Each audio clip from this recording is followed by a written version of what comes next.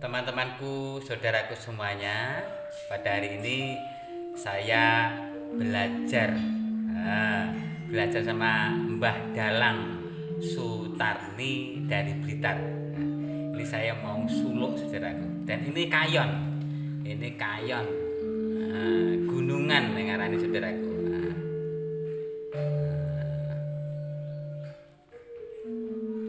Ana kidung rumeksa ing wengi teguh ayu luput ing lara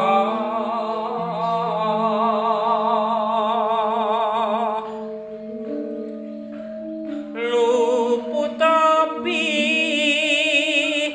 lahi kabeh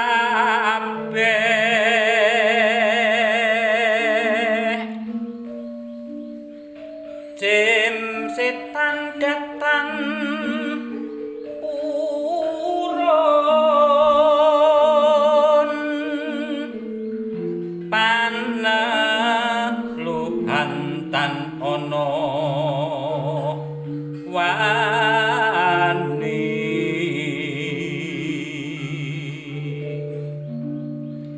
miwah panggawe ala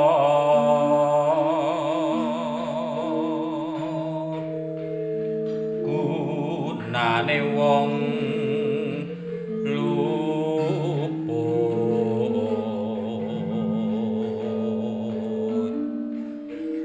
geni atemahan tirta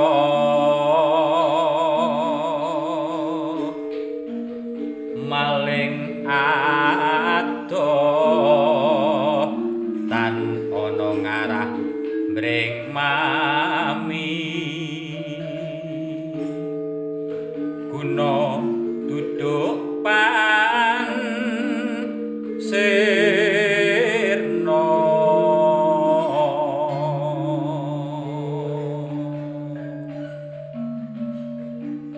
teman-temanku, sedulurku semuanya dimanapun panjenengan berada, salam sehat, salam bahagia, salam budaya.